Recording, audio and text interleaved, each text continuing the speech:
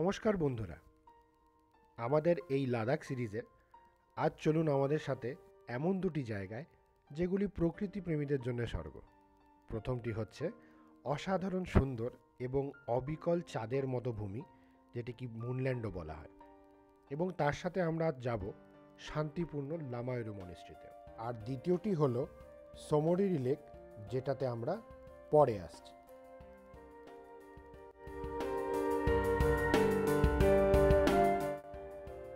Moonland মনে হচ্ছে যেন চাঁদে চলে এসেছি।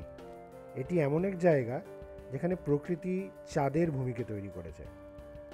লক্ষ লক্ষ বছর ধরে প্রকৃতি যেন ক্ষয়ে ক্ষয়ে এই জায়গাটিকে তৈরি করেছে। স্থানীয়রা এটিকে খুব পবিত্র স্থান মনে করেন। তারা মনে করেন যে যুগ যুগ আগে এখানে দেবদেবীরা বাস করতেন। এখন আপনারা দেখছেন এই যে রাস্তাটা গেল, এটা লের দিকে চলে গেল। আপনি এদিক দিয়ে লে যেতে পারবেন। আর এই যে রাস্তাটা যেটা এদিকে চলে যাচ্ছে, এটা কাশ্মীরের দিকে চলে যাবে। আমরা এখন লামায়ুরু মনেস্ট্রিতে। মনেস্ট্রি থেকে আশপাশের দৃশ্যটা দেখুন, কি অসাধারণ। পরিষ্কার দিনে এখানে বরফ ঢাকা পাহাড়ও দেখা যায়।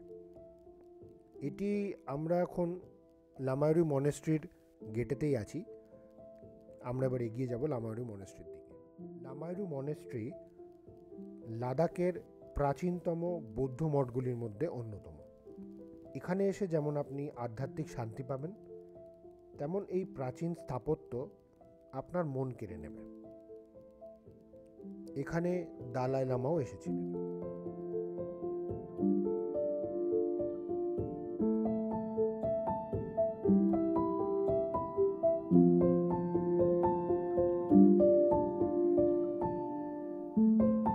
এইবার আমরা এগিয়ে যাব সোমোরিরি লেকের দিকে। সোমোরিরি লেককে আমরা মাউন্টেন লেক হিসেবেও জানি।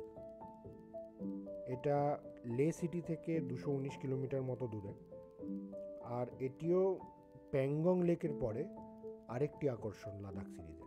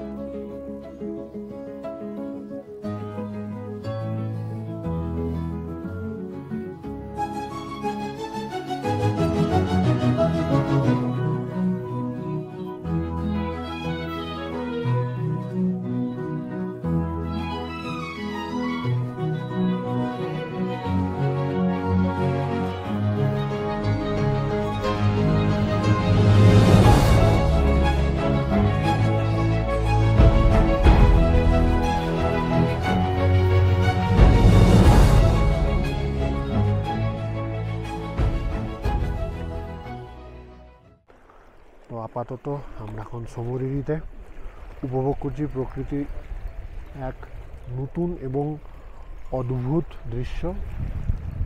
এরকম দৃশ্য শুধু মনে হয় লাদাখেই দেখা যায়। এই একটু প্যান করে দিচ্ছি। এই লেকটি পুরোটাই ভারতবর্ষে নোনা জলের লেক, আপনারা জানেনই। কিন্তু এই লেকে শ্যাওলা পড়ে, কারণ বলে এটা অ্যালকালাইন ওয়াটার আছে এর মধ্যে। চারিদিকে পাহাড়, ওই দূরে দেখতে পাচ্ছেন বরফ ঢাকা পাহাড়। আর এই পেছনটা অনেকটা এরকম টাইপের। আজ রাতে আমরা এখানেই থাকছি। এখানে একটা ক্যাম্প আছে, সোমোরিরি ক্যাম্প অ্যান্ড রিসর্ট। এখানেই আমরা আজকে থাকবো। আজকে তাহলে এই অবধি, দেখা হচ্ছে পরের ভিডিওতে।